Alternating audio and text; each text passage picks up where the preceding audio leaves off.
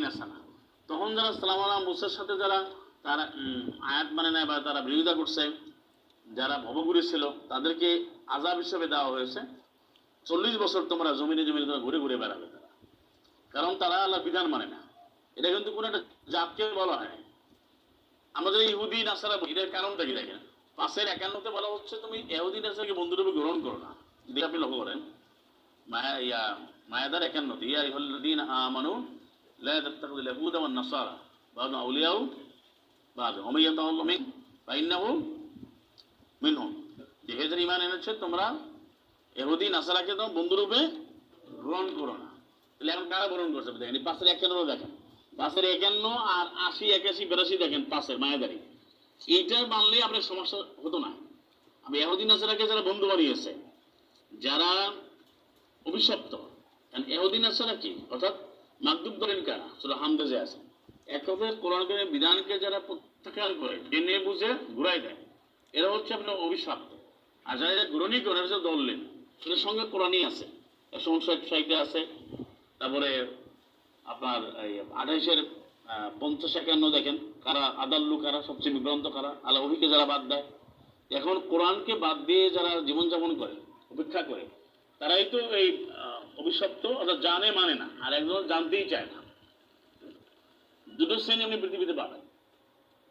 যারা আরবি জানে, অর্থাৎ এই কোরআনের দু একটা আয়াত পড়ে বা তাদের সিলেবাসে আছে, তারা কিন্তু বিষয়গুলো অনেকটা জানে, যেটা বাকারা 78 বলছে, 75-78 ওরা জেনে শুনে তারপর পিছনে রাখে কিতাবকে। তো এরা জেনে শুনে তারপরে কোরআন বলবে যে ভাই এটা এবার আনা যাবে না, এই ব্যাখ্যা লাগবে, এরা হচ্ছে অভিশপ্ত মানদুম। আর একটা শ্রেণী আছে যারা কখনো তারা জানতেই চাইবে না, তারা জানবেই না, তারা মানে জানবে, তারা গ্রহণই করবে না, ওই কোরআনের কথা শুনতেই তারা প্রস্তুত না। এই দুই শ্রেণী তো পৃথিবীতে আছে। আপনি এটা জাত হিসাবে একটা ইহুদি বলছেন নাসারা, ঠিক আছে বুঝলাম, কিন্তু এই চরিত্রগত ইহুদি নাসারা তো সব জায়গায় আছে। ব্যাপারটা বোঝা গেছে? এটা তো জাতি ইহুদি, এই জন্য কেন বলছে ইহুদি নাসারাকে বন্ধুরূপে গ্রহণ করো না, যারা তাদেরকে বন্ধুত্ব করবে তারা ইহুদি নাসারা হয়ে যাবে। এটা আয়াতটা পড়েন, 5:51 পড়েন। আর ওখানে বলছে 80-তে 81-তে মায়াদা, যদি তারা ঈমান আনতো আল্লাহ রাসূল এবং যা নাযিল করা হয়েছে মাত্তাখাযু মাউলিয়া, তাহলে তাদেরকে তারা বন্ধুরূপে গ্রহণ করতো না। এখন কি বন্ধু হিসাবে গ্রহণ করছে না ইলা হিসাবে গ্রহণ করছে? আল্লাহ বলছে বন্ধু বানাবে না, তো ইলা বানাইবে। বন্ধু তো একটা ইকুয়াল স্ট্যান্ডার্ড থাকে, ইকুয়াল স্ট্যাটাস থাকে, বন্ধু দোস্ত ফ্রেন্ডশিপ। এটা কি ফ্রেন্ডশিপ না সার্ভেন্ট হয়ে গেছে? এরপর সার্ভেন্ট। এই যে আরবের রাষ্ট্রগুলো, সেটা মিশরি বলেন, সৌদি বলেন, আর লেবানন বলেন, আর আপনি কি লক্ষ্য করেছেন যে এই ফিলিস্তিনে যে মাহমুদ আব্বাসের ভূমিকা, আপনি কি লক্ষ্য করেছেন ইয়াসির আরাফাতের ভূমিকা কি ছিল? আপনি কি জানেন যে লেবাননের যে এটা গভর্নমেন্ট তারা কি করছে? আপনি কি জানেন যে সৌদি আরব বা কাতার, কুয়েত একটা খাদ্যশস্য দেওয়া মানে খাদ্যের উপর তাও তো বানাতে পারছে না, আটকে দিছে।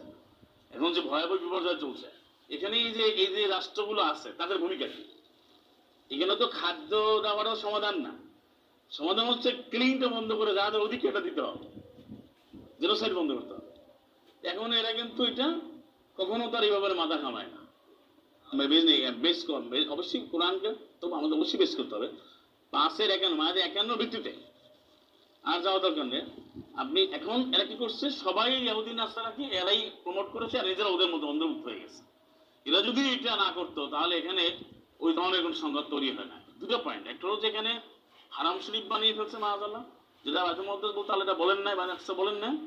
আর একটা হচ্ছে তারা এই মিশর এবং এরা যখন এই ঘটনাগুলো শুরু হয়, তারা যখন এখানে ওদেরকে সাপোর্ট দেয়া, ওই যখন তারা এখানে যে বসতি গাড়ে, তখন তারা এদের পক্ষ নিয়েছে।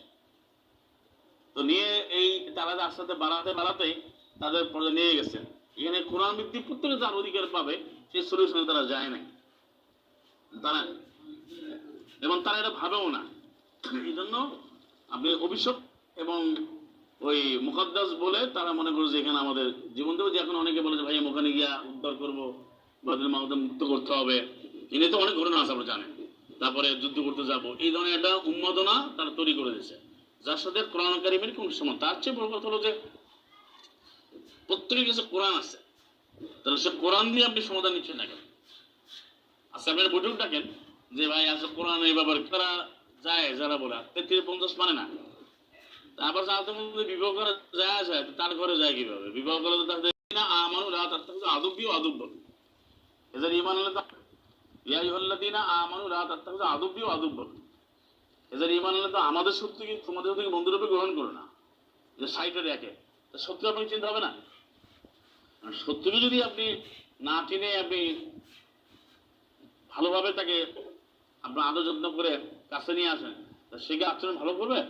সুযোগ পেলে এখন যেটা করছে সেই ইসরায়েলরা, তারা এখানে এসে তারা এখন সব শেষ করে দিচ্ছে।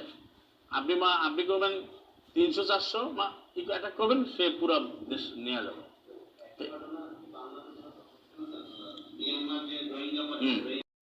বিধান দিতে এটা মানতে হবে, এটা কাফেরদেরও মানতে হবে। এটাই যে এখানে এটা তো কোনোদিন তো কথা করা যাবে না। এই জন্য তো বিশ্বব্যাপী সমাধান তো একটাই, যে এখানে আল্লাহ বিধান দিতে এটা মানতে হবে, এটা কাফেরদেরও মানতে হবে। কারণ যে মানে না, তার দুনিয়ার জীবনের জন্য তার প্রয়োজন। যেটা আমি একদিন বলছিলাম, জাতিসংঘের সনদ যদি সে কোরআনকে গ্রহণ করে তাহলে তার সব কিছু ঠিকঠাক হবে। কিন্তু এখন তো সে, আপনি যখন আমেরিকার আসতে দেরি হয় না, সেখানে চলে আসছে। তার কিন্তু তার যে বিশ্বাস, তার যে লাইন আপ ক্লিয়ার, তাদের অবস্থান ভেরি মাচ ক্লিয়ার। এরকম বলছে আমরা এবার ক্লিয়ার করে দিয়েছে ইনিমিকে, কিন্তু আপনি তো ইনিমি ঠিক করতে পারছেন না। ঠিক আপনি আজকে যারা আরব বিশ্বের যে রাষ্ট্রগুলো আছে, তারা কি ইসরায়েলকে ওইভাবে ইনিমি মনে করে, আমেরিকার ওইভাবে ইনিমি মনে করে? তো মনে করে না। ওরা তো ইনিমি ঘোষণা দিয়ে ইনিমি নেমে গেছে। এই জন্য তো বলতে ইম্মা শাকিরা ওয়া ইম্মা কাফুরা, হয় মুসলিম হবে না তুমি কাফের হবে। তোমার শত্রু আমার সাথে বন্ধুরূপে গ্রহণ করবে না। তো বলছেন বন্ধু না হিলা বানিয়ে ফেলছেন। তারা তো আপনাকে, এটাও আয়াতে আছে, প্রত্যেকটা আয়াতে আছে। আপনি যে 118 দিয়ে আপনি দেখেন, 18-19 3 নম্বর, ইয়া আইয়ুহাল্লাযীনা আমানু লা তাত্তাখিযু রাদ্দাল কাফিরিনা। তারপর এখানে বলছে বিতানাতাম মিন দুনিকুম, এই যে আয়াতটা, যে তোমরা বেতানা বলা হচ্ছে, তোমরা যদি কাফেরদেরকে অন্তরঙ্গ বন্ধুরূপে গ্রহণ করো, তাহলে ইয়া আইয়ুহাল্লাযীনা আমানু লা তাত্তাখিযু বিতানাতাম মিন দুনিকুম ওয়া লা ইয়ালুনাকুম খাবালা ওয়াদ্দু মা আনিতুম ক্বাদ বাদাল বাগদাউ মিন আফওয়াহিহিম ওয়া মা তুখফি সুদুরুহুম আকবার ক্বাদ বায়্যানা লাকুম আল-আয়া ইন কুনতুম তা'কিলুন। 3 নম্বর সূরা আলে ইমরানের 118। অর্থাৎ হেজার ঈমান এনেছে তোমরা গ্রহণ করো বেতানা, অন্তরঙ্গ বন্ধুরূপে তোমাদেরকে বাদ দেয়া, অর্থাৎ মুসলিম থেকে বাদ দেওয়া। অন্তরঙ্গ বেতানা মানে খুব ইন্টিমেট প্রেম, বুঝম প্রেম, মানে একেবারে গভীর অন্তরঙ্গ হিসাবে কাউকে গ্রহণ করা, মুসলিমদেরকে মুমিনদেরকে বাদ দেয়া করলে তা তোমাকে ধ্বংস করতে ছেড়ে দেবে না। এবার মিলছে, লা ইয়ালুনাকুম খাবালা, তারা তোমাদেরকে একবার ডিস্ট্রয় করার জন্য, ধ্বংস করার জন্য কোনো কিছু সাথ দেবে না।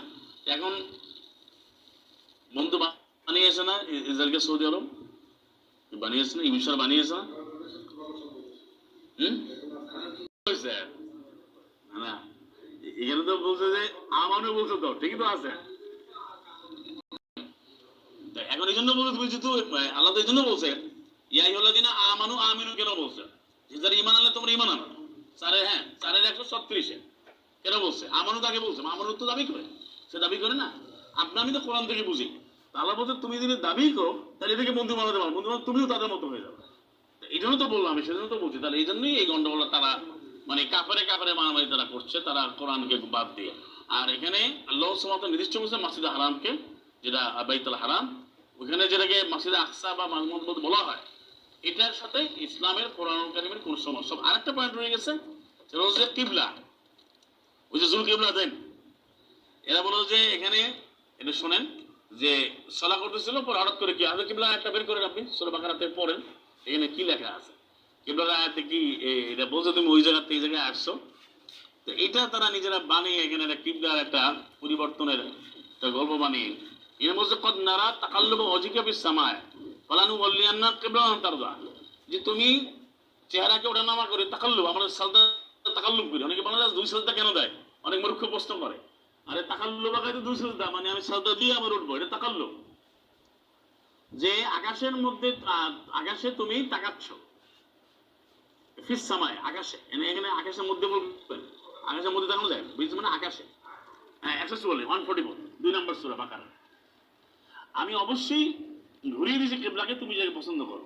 তাহলে এরপরে ফাওয়াল্লি ওয়াজহাকা শাতরাল মাসজিদিল হারাম ওয়া হাইসু মা কুনতুম ফাওয়াল্লু ওয়াজহাকুম শাতরা। এই যে আয়াতগুলো, এখানে কিন্তু বলা হয় না ওই যে আগের যেটা 48 যেটা বলছে যে কিবলা নির্ধারিত ছিল না, কিন্তু কিবলা আমি এখন নির্ধারণ করলাম। কেন? দেখবো যে কে মাইয়াত্তিবুর রসুলকে সালামকে কে অনুসরণ করে কি করে না। তাহলে এটা কি বলা হচ্ছে কিবলাটা ছিল বাইতুল মুকদ্দাসে, সেখান থেকে ঘুরে আমি আসমানিতে হারাবে, এটা বলা হচ্ছে? তো ওই গল্প বানানোর কারণে তখন ওইটা হলো প্রথম কিবলা। এটা এখন যে মসজিদে এই ঘটনা ঘটছে ওরা আমার নাম দিয়েছে মসজিদে জিল কিবলাতে, আর ডাইরেক্ট বলে জুল কিবলাতে, দুই কিবলার মসজিদ। হুম, না সেটা তো হচ্ছে আপনি 10-87 পড়েন, ও যে আলু বিউতুম কিবলা, ঘরের থেকে কিবলা নির্ধারণ করতে বলছে। কিবলা তো সবসময় ছিল, কিবলা মানে ডাইরেকশন। আমি একটা দিকে ফিরে আল্লাহ ইবাদত করবো, সেই কিবলাটা আল্লাহ বলেন তুমি করো, এটা আয়াতে আছে যেদিকে ফিরে করো। সব জায়গায় আল্লাহর অধীনে, আল্লাহর ক্ষমতাধীনে, আল্লাহ আল্লাহ কাইয়ুম, চিরস্থায়ী, চিরঞ্জীব। প্রশ্ন হচ্ছে সাহাবারা মোহাম্মদকে কে মানে না মানে শুনে, তখন বলছে যে আমি মোহাম্মদ উপরে দিকে তাকাচ্ছেন, তার ইচ্ছা। তা আল্লাহ বলে তোমার তাকাতাকি আমি দেখেছি, আমি কিবলা করলাম মসজিদে হারাম, তখন নির্ধারণ হলো। এটা তো বলা হয় না যে মসজিদে আকসা থেকে, যে আল্লাহ বলে প্রচলিত কথা, ওই মুকদ্দাস কিবলা ছিল, ওখান থেকে ওদিকে ফিরে সরা করতো সবাই। তো ইহুদি খ্রিস্টান বলতো তোমরা তো আমাদের কিবলাই নাও, এরকম একটা তাদের বক্তব্য আর কি, এটা গল্প তাদের। তো এখন ঘুরাই দিচ্ছে, এই জন্য বলছে কিবলা দুইটা, না এটা ভুল, সম্পূর্ণ কোরআন বিরোধী বক্তব্য। দুই কিবলার কথা কোরআন কারিমে কোথাও নাই।